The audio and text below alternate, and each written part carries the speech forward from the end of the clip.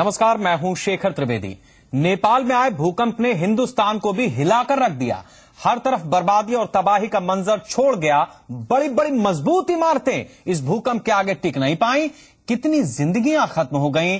लेकिन क्या हम इन सब के बाद भी इस बर्बादी से कुछ सीख ले पाए? क्या इतनी मौतें देखने के बाद भी हम कुछ सबक ले पाए हैं जिससे आने वाली तबाही से आप खुद को सुरक्षित कर सकें?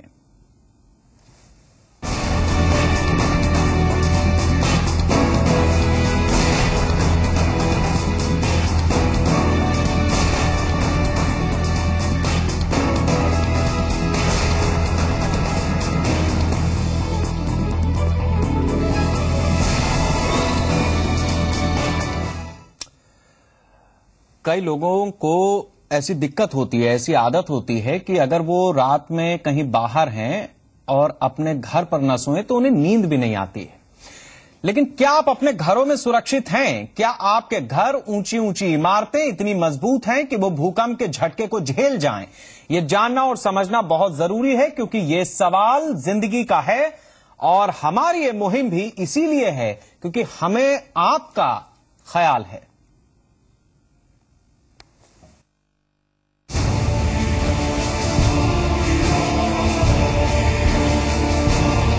बड़े बड़े शहर, ऊंची ऊंची इमारतें और इनमें रहती लाखों जिंदगियां।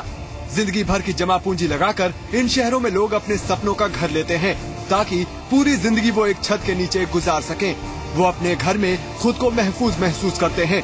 लेकिन क्या वाकई अपने ही घर में आप सुरक्षित हैं? नेपाल में आए भूकंप के बाद जो तबाही का मंजर हर तरफ नजर आया, वो कुदरत की ताकत का एहसास कराता है। कुदरत की कहर के आगे इन आलीशान इमारतों की क्या बिसात। जब धरती हिलती है तो बड़ी बड़ी बिल्डिंगें भी ताश के पत्तों की तरह ढह जाती हैं। 20-20, 25-25 माले की ये इमारतें, इनमें दुनिया भर की सुख सुविधाएं। लेकिन सुरक्षा के लिहाज से क्या वाकई इन बिल्डिंग्स में इतनी जान है कि वो भूकंप का सामना कर सकें? यूँ तो बड़े बड़े बिल्डर्स फ्लैट और घर बेचने वक्त इनके भूकंप रोधी होने के लाख दावे करते हैं, लेकिन क्या वाकई ऐसा होता है? नोएडा की एक कंस्ट्रक्शन साइट की कुछ तस्वीरें हम आपको दिखाएंगे। यहाँ पर बिल्डिंग का निर्माण किया जा रहा है। ग्राउंड लेवल से लेकर हाई राइज बिल्डिंग तैयार की जा रही है। तमाम तरीके के जो नियम हैं बिल्डिंग को बनाने को लेकर, जो मिट्टी है जिस जगह बिल्डिंग बनाई जा रही है उसके साल्ट के टेस्ट किए जाते हैं कि इसके ऊपर कितनी मंजिला इमारत बनाई जा सकती है। हालांकि तमाम तरीके के आरोप ये भी लगते रहे हैं साल्ट को लेकर के। नोएडा प्राधिकरण जो है वो एफएआर एक बार देने के बाद दोबारा से बिल्डरों का बढ़ा देता है। ऐसे में जो पहला एफएआर बढ़ाया गया है बिल्डिंग के साल्ट के आधार पर और दोबारा से उसको बहुमंजिल बनाने की परमिशन देना कहीं ना कहीं लोगों के लिए रिस्की साबित होता है। और अगर मास्टर प्लान डिजास्टर की बात की जाए तो वो 2005 में लागू किया गया था, लेकिन नेशनल लेवल पर अभी भी प्लान तैयार नहीं हो पाया, जिसको लेकर सुप्रीम कोर्ट में एक पीआईएल भी पेंडिंग चल रही है। दिल्ली एनसीआर जो कैपिटल रीजन है इसको लेकर भी एक पीआईएल सुप्रीम कोर्ट में चल रही है। डिस्ट्रिक्ट लेवल पर नेशनल डिजास्टर प्लान को लागू करने को लेकर तमाम तरीके के जो इस तरीके की इमारतें हैं वो पूरे दिल्ली एनसीआर में है और यहाँ पर एक चलन सा बन गया है हाई राइज बिल्डिंगों में फ्लैट लेकर लोगों का रहने का। अब ऐसे में जो संबंधित अधिकारी हैं वो अधिकारी किस तरीके से इसको फॉलो कर रहे हैं, किस तरीके से बिल्डिंगों को बनाने के लिए जो अनुमति दी जा रही है, किस तरीके से यहाँ पर अगर भूकंप आता है भूकंप रोधी जो बिल्डिंगें हैं उनको सही नियमों के चलते बनवाया जा रहा है, नहीं बनवाया जा रहा है। लेकिन लोगों में इस भूकंप के बाद काफी डर देखने को मिल रहा है। दिल्ली एनसीआर के इलाके को भूकंप के प्रति संवेदनशील जोन 4 में शामिल किया गया है। इस इलाके के लिए रिक्टर स्केल मैग्नीट्यूड को साफ तौर पर कहीं नहीं बताया गया है, लेकिन इमारतों को भूकंप से सुरक्षित रखने के लिए इस इलाके में आमतौर पर रिक्टर स्केल मैग्नीट्यूड 4.5 की तीव्रता का भूकंप झेलने के लिए तैयार किया जाता है। इसके लिए इमारत के निर्माण के समय ही उसे भूकंप रोधी बनाने के सभी उपाय किए जाने के दावे किए जाते हैं। इसी तरह दूसरे शहरों में भी अपार्टमेंट्स बनाते समय आपकी सुरक्षा का ख्याल रखने का पूरा भरोसा दिलाया जाता है। लेकिन क्या वाकई आपके घर में आप खुद को सेफ महसूस करते हैं?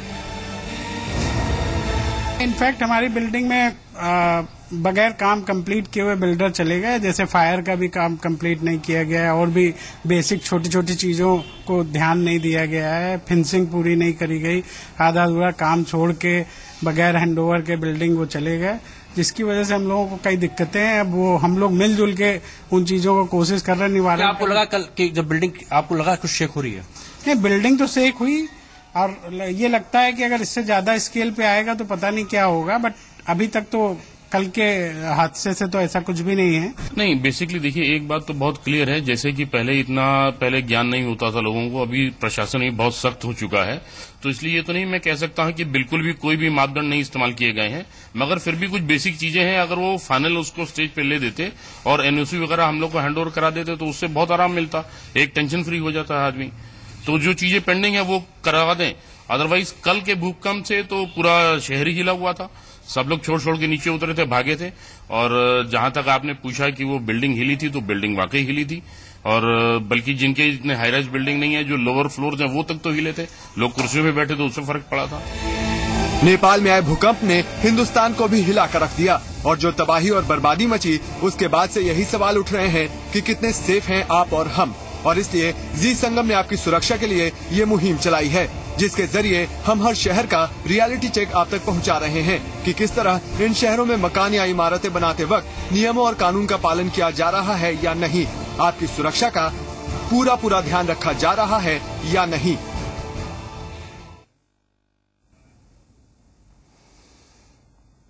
नेपाल और देश में तबाही का मंजर देखकर रूह तक कांप जा रही है। हर इंसान अपने घर को अपने लिए और अपने परिवार के लिए सबसे सेफ मानता है, लेकिन क्या आपका आशियाना भूकंप जैसी प्राकृतिक आपदाओं के लिए तैयार है? देखिए रिपोर्ट।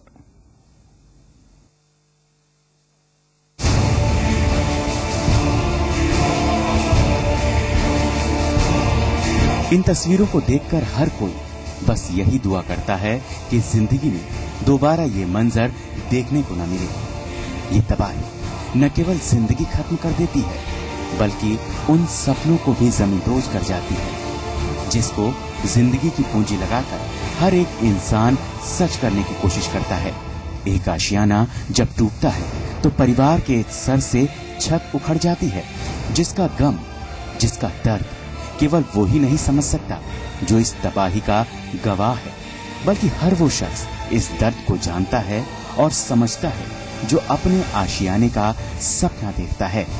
तो आप भी ये टेस्ट करा सकते हैं कि आपका घर भूकंप के झटके को झेलने के लिए कितना सेफ है। जब फ्लैट लें तो डेवलपर से बिल्डिंग का मैप लेकर स्ट्रक्चरल इंजीनियर को दिखाएं, इससे मजबूती का पता चल जाएगा। बिल्डिंग अप्रूव्ड प्लान के मुताबिक होना जरूरी है, तभी स्ट्रक्चरल इंजीनियर को दिखाने का फायदा है। बना बनाया मकान ले रहे हों तो अलग अलग हिस्सों जैसे कॉलम, फ्लोर आदि से सैंपल लेकर जांच करानी होगी। इसके लिए स्ट्रक्चरल इंजीनियर हायर करें। अगर लगे कि मकान भूकंप के लिए कमजोर है तो अतिरिक्त कॉलम खड़े करके उसे मजबूत बनाया जा सकता है। अगर प्लॉट पर घर बना रहे हैं तो सबसे ज्यादा जरूरी है मजबूत नींव, और इसके लिए मिट्टी की जांच कराएं। 90 गज के प्लॉट पर सॉइल टेस्टिंग में 20 से 30 हजार रुपए का खर्च आता है। फ्रेम स्ट्रक्चर से बिल्डिंग कॉलम पर टिकती है।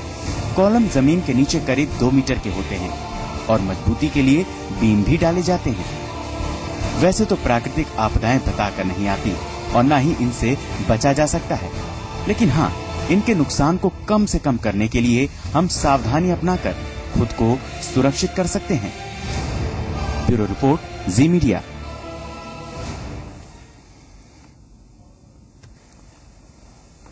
और इसी मुद्दे पर ज्यादा चर्चा के लिए हमारे साथ कानपुर से इंजीनियर संतोष कुमार जी हैं और वाराणसी से प्रोफेसर एच.बी. श्रीवास्तव जी हैं, डिपार्टमेंट ऑफ जियोलॉजी बीएचयू के।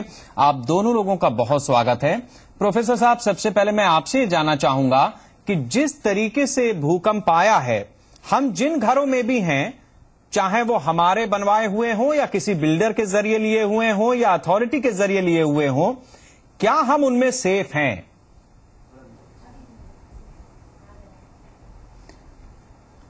जी हाँ, बिल्डर्स इन भूकंप के लिए सबसे ज्यादा आवश्यक है कि ये मकान जो है भूकंप रोधी हो और इनकी नींव बहुत प्रॉपर होनी चाहिए और सारी की सारी नींव और बिल्डिंग्स एक दूसरे से टाई अप होनी चाहिए, सो दैट कि उनमें मूवमेंट के चांसेस कम हो सके। एंड टॉपिंग से उनकी पिलर्स के बीच में और एक पिलर से दूसरे पिलर के बीच की कनेक्टिविटी इतनी मजबूत होनी चाहिए कि पूरा बिल्डिंग एज सच इंटैक्ट रहे, तभी हम ऐसी स्थितियों में मजबूत और अपने को सेफ रह सकते हैं। और इसीलिए वो कहते हैं कि उन्हें भूकंप रोधी मकान तभी बन सकते हैं। आगे बढ़ते हैं हम इस चर्चा को, संतोष जी के पास चलते हैं। संतोष जी, जिन बातों को प्रोफेसर साहब ने उठाया है, क्या ऐसा होता है कि चाहे वो अथॉरिटी हो या बिल्डर हो या हम खुद हो, इन बातों को लेकर के सजग रहते हैं? मेरे ख्याल से शायद ही कोई व्यक्ति ऐसा होगा जो प्लॉट खरीदता हो खुद भी, उसके बाद वो उसकी सॉइल टेस्टिंग कराता हो, 25-30 हजार रुपया खर्चा करता हो और फिर ये पता करता हो कि उस पर वो कितने माले का मकान बना सकता है, या कोई बिल्डर ही ऐसा करता हो। ऐसा होता है क्या? हमारे मकान जिनमें हम रहते हैं वो सेफ हैं क्या?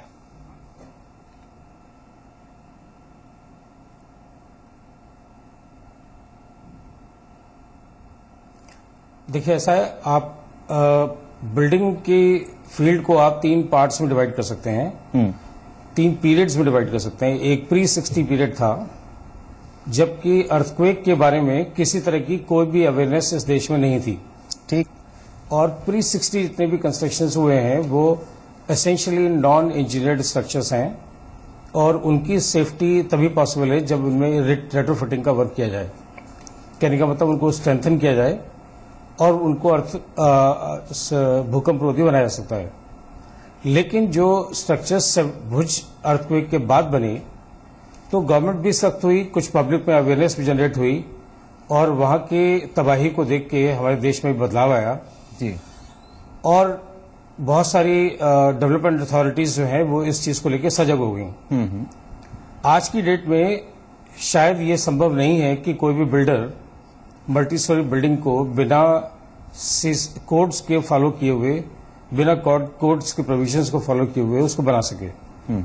तो प्रोसेस ऐसी है कि पहले आप अपनी डिजाइन सबमिट करते हैं म्युनिसिपल अथॉरिटी को, डिजाइन के साथ, कैलकुलेशंस के साथ, और उसमें एक सर्टिफिकेट भी आप देते हैं, एक स्ट्रक्चरल इंजीनियर सर्टिफिकेट देता है कि ये बिल्डिंग अर्थक्वेक के लिए सेफ है। लेकिन अनफॉर्चुनेटली हमारे देश में हर चीज एक फॉर्मेलिटी बनकर रह जाती है। हाँ, ये डेवलपमेंट अथॉरिटीज में कोई टैलेंट नहीं है जो ये चेक कर सके कि बिल्डर ने जो डेटा सबमिट किए हैं, जो डिजाइन सबमिट किए हैं, उसको इवन स्टडी करने का उनके पास में टैलेंट नहीं है। ठीक है, वो एक महज कागज की फाइल बनकर रह जाती है और दबा दी जाती है, दब जाती है। इसके बाद अब वो बिल्डर उस डिजाइन को फॉलो कर रहा है या नहीं कर रहा है, इसके ऊपर अथॉरिटी का कोई चेक नहीं होता। बिल्डिंग बन जाने के बाद में किसी तरह का कोई कंप्लीशन सर्टिफिकेट जो है वो अथॉरिटी से ऑब्टेन नहीं किया जाता, और अगर किया भी जाता है तो वो भी एक कागज का टुकड़ा होता है। तो किसी भी स्टेज पर कोई इन्फॉर्म्ड क्वालिफाइड इंजीनियर बिल्डिंग के कंस्ट्रक्शन के ड्यूरेशन में इसमें इन्वॉल्व नहीं होता है। ऐसी प्रक्रिया हमारे देश के अंदर है, जबकि विदेशों में ऐसा नहीं होता। वहां चार्टर्ड इंजीनियर्स होते हैं जो बाकायदा बिल्डिंग को डिफरेंट स्टेजेस में सर्टिफाई करते हैं जी, कि बिल्डिंग नियमों के हिसाब से बनाई जा रही है, ड्यूरिंग कंस्ट्रक्शन वो सब प्रोविजंस फॉलो किए जा रहे हैं, और अल्टीमेटली सर्टिफिकेशन कंप्लीट। ठीक है, यानी उस बिल्डिंग की जो पूरी मजबूती है हर तरीके से वो जांच पर रख लेता है। और मैं इस बात को बड़े दावे से कह सकता हूं कि अगर कोई हिंदुस्तान का इंजीनियर भी विदेश में जाकर के किसी बिल्डिंग प्रोजेक्ट में इन्वॉल्व होता होगा तो जो नॉर्म्स ना भी हो वो अपनी तरफ से उनको कोटेशन डाल करके और सरकार से या उस वेंचर वाले से मनवा लेता होगा कि भाई ये भी करा लो। ये स्थिति में लेकिन वो बाहर जाकर ही करता है, हिंदुस्तान में ऐसा होता नहीं है। प्रोफेसर साहब, मैं आज कई चीजें जानकारियां जुटा रहा था अपनी भी, तो मुझे पता ये चला कि भूकंप आने का जो ऐलान है उसको दुनिया में अभी तक ऐसी तकनीक नहीं इजाद हुई कि आप पहले से बता पाए। जापान में कुछ है जो भूकंप के केंद्र से 100 किलोमीटर पहले, 8 सेकंड पहले ये बता देते हैं वहां पर कि भाई भूकंप आने वाला है, तो उतने में वो अपने न्यूक्लियर प्लांट्स बंद कर लेते हैं और कुछ और जरूरी काम, मेट्रो वगैरह रोक लेते हैं, इस तरीके के हाई स्पीड ट्रेन्स वगैरह वो रोक लेते हैं। इस तरीके की तकनीक जापान में, वो भी सिर्फ 8 सेकंड का गैप है। मैं आपसे ये जानना चाहूंगा कि भूकंप कब आएगा इसको तो हम नहीं बता सकते, लेकिन भूकंप आने पर हम अपनी जान माल की हिफाजत कम से कम तब कर सकते हैं अगर हम जिन इमारतों में हैं उसमें अपने आप को महफूज महसूस कर रहे हो। क्या ऐसी इमारतें बनाना या जिस तरीके के हम जोन में रहते हैं उसमें ऐसा संभव है कि उन सारे नॉर्म्स का कम से कम पालन कर लिया जाए जो भूकंप से हमें बचा सकें? जी, पहले तो मैं बताऊं कि एज सच कोई मेथड ऐसा नहीं है कि जो आपको ये एक्सप्लेन कर सके कि अब भूकंप आने वाला है। 8 सेकंड का टाइम अपने आप में बहुत ही कम टाइम है, जिससे कि आदमी प्रिपेयर्ड होके एक चौथी मंजिल से नीचे भी नहीं आ सकता। लेकिन भूकंप इटसेल्फ आदमी को नुकसान नहीं पहुंचाता, जिसके कि उसके आफ्टर इफेक्ट नुकसान पहुंचाते हैं, या भूकंप की होने से जो तबाही होती है उससे नुकसान होता है।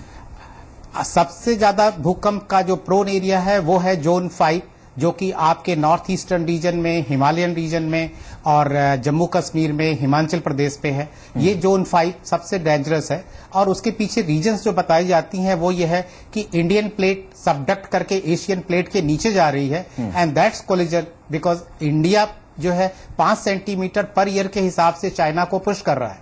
तो उसका जो कोलिजन है, जब भी वो प्लेट एक दूसरे को कोलाइड करती है, ब्रेक करती है, तो उससे जो भी एनर्जी रिलीज होती है वही एनर्जी भूकंप का रीजन बनती है। और वही उसी का जो एपिसेंटर है, उसका जो शॉक है, that is called the first shock that creates the vibration. और वो वाइब्रेशन अगर इस बार हिमालयस के काठमांडू में था, तो उसका जो शॉक है जो कि सर्कुलर मोशन में होता है, वो आपके उत्तर प्रदेश तक पड़ता है। उत्तर प्रदेश खासतौर से बेसिकली जोन 4 में है, जो कि जोन 4 उससे ज्यादा सेफ जोन है। और उत्तर प्रदेश का जो गंगा का बेल्ट है वो अपने आप में दिल्ली एनसीआर और हिमालयन रीजन से ज्यादा सेफ है। उत्तर प्रदेश के साथ क्या है कि जो गंगा के बेल्ट पे 10 से करीब 8 से 10 किलोमीटर का एक एलुवियल का थिक पैडिंग है। ये पैडिंग बहुत सारे शॉक्स को एब्जॉर्ब भी करती है, जो कि और पहाड़ी रीजन्स पे नहीं है। तो यहाँ की जोन 4 के हिसाब से अगर आपको प्रिपेयर्डनेस रखनी है, तो उसके लिए ये बहुत जरूरी है कि आपकी कम से कम नींव 2 से 3 मीटर के बीच की होनी चाहिए। उनके पिलर्स एक दूसरे से वेल टाई अप होने चाहिए, और आदमी में एक प्रिपेयर्डनेस या अवेयरनेस प्रोग्राम होना चाहिए, जिसको मैंने कई फोरम पे कहा है कि इसका अवेयरनेस अगर हम स्कूल के बच्चों से शुरू करें, तो वो बच्चे जब घर आएंगे तो खुद को भी बताएंगे और अपने पेरेंट्स को भी बताएंगे कि जो इमारतें बनी हुई हैं उनकी जो कंस्ट्रक्शन क्वालिटी है, जिसकी ओर आप भी इशारा कर रहे हैं, प्रोफेसर साहब भी कर रहे हैं, लेकिन क्या वो उतनी मानकों पर हैं? क्योंकि ऐसा तो नहीं हो सकता कि अब आज हम रातों रात सारी बिल्डिंग्स बदल देंगे। देखिए, मैं 40 साल से स्टेट से जुड़ा हुआ हूं, और मैं एज ए स्ट्रक्चरल इंजीनियर हजारों बिल्डिंग डिजाइन कर चुका हूं। जहां तक मटेरियल का सवाल है, देखिए, बिल्डिंग को डैमेज प्लास्टर से नहीं होता। अगर प्लास्टर खराब भी है तो वो ठीक किया जा सकता है। बिल्डिंग को जो डैमेज सिस्मिक अर्थक्वेक से होता है, वो मटेरियल है स्टील। स्टील अगर डक्टाइल है, बिलेट से बनाई गई है, ओरिजिनल स्टील से बनाई गई है, तो वो अर्थक्वेक के झटके झेल जाएगी। लेकिन अगर वो स्क्रैप से बनी हुई स्टील है तो ब्रिटल होती है और अर्थक्वेक के झटके में गिर जाती है।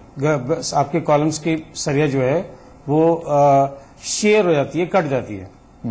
एक उदाहरण के तौर पे आप ले लीजिए कि अगर एक 10 साल पुराना एक पेड़ हो नीम का और एक 100 साल पुराना पेड़ हो नीम का, तो जब कोई झटका आएगा या कोई हॉरिजॉन्टल फोर्स आएगा, तो 10 साल का जो डक्टाइल पेड़ है वो सर्वाइव कर जाएगा और 100 साल का पेड़ जो है गिर जाएगा। तो ये स्टिफनेस और डक्टिलिटी का एक बहुत बड़ा इश्यू है। स्टील, क्योंकि हम लोग अधिकतर बिल्डर्स स्क्रैप स्टील इस्तेमाल कर रहे हैं, जो कि भूकंप के झटके को नहीं झेल सकती। तो बिल्डिंग मटेरियल्स में सबसे इंपॉर्टेंट है स्टील की क्वालिटी का होना, पहला इश्यू। दूसरा इश्यू मैं ये कहना चाहूंगा कि बिल्डर क्या कर रहा है, टोटली इंडिपेंडेंटली अपना काम कर रहा है, उसके ऊपर किसी का कोई चेक नहीं है। 2000 में इंस्टीट्यूशन ऑफ इंजीनियर्स में हम लोगों ने एक प्रपोजल दिया था कि इंडिया के अंदर building regulatory authority of India होनी चाहिए जी, जो कि बिल्कुल TRAI की तरह से, जैसे आपकी टेलीकॉम रेगुलेटरी अथॉरिटी है, इंश्योरेंस रेगुलेटरी अथॉरिटी है, ऐसे ही बिल्डिंग रेगुलेटरी अथॉरिटी होनी चाहिए, जो कि हर बिल्डर की कंस्ट्रक्शन एक्टिविटी पर टाइम टू टाइम। ठीक है, नहीं उसके लिए वैसे भी अथॉरिटी है। जैसे नोएडा में कोई बिल्डिंग बनती है तो अथॉरिटी है, लेकिन उसका FRA वगैरह वगैरह वो क्या क्या बढ़ा देते हैं, किस किस तरीके से बढ़ा देते हैं, हम सबके सामने। प्रोफेसर साहब, मैं बिल्कुल आखिरी हिस्से में हूं चर्चा के, और ये आपसे जानना चाहूंगा बहुत जल्दी से, 30 सेकंड का समय है, कि जो बिल्डिंग्स पुरानी हैं, कई ऐसी हैं जिनको घोषित कर दिया गया है कि वो खतरनाक हैं, बावजूद उसके लोग उसमें टिके हुए हैं। क्या आपको लगता है कि ऐसी इमारतें, खास तौर पर जब इस तरीके का कोई जलजला आएगा, तो सबसे ज्यादा तबाही न सिर्फ वो गिरेंगी बल्कि अगल बगल की इमारतों को भी, लोगों को भी नुकसान पहुंचाएंगी? जी हाँ, उससे हम पूरी तरीके से एग्री करते हैं कि जितनी पुरानी बिल्डिंगें हैं उन्होंने अपनी लाइफ कर ली है, they have lived their life, और उनकी जगह नया बिल्डिंग की जरूरत पड़ती है। और या तो वो दोबारा उनको स्ट्रक्चरल फ्रेम में डाल के, जैसे अभी संतोष जी ने कहा कि डक्टाइल सरिया बहुत इंपॉर्टेंट है जिसमें लचीलापन हो, तो उनको डक्टाइल मेथड से और नए टेक्निक के हिसाब से उनको साइड सपोर्ट देके उन बिल्डिंग को रीमॉडल किया जा सकता है, और तभी ये संभव हो सकती है। बहुत शुक्रिया आपका भी, और इंजीनियर साहब आपका भी बहुत शुक्रिया। इसमें कोई दो राय नहीं है कि जिस तरीके की स्थिति में हम हैं, खतरा बरकरार है, न तो वो टला है, बल्कि जितना बड़ा खतरा आ सकता है उसके लिए अभी भी पूरी तरह से हम तैयार नहीं ही। नमस्कार।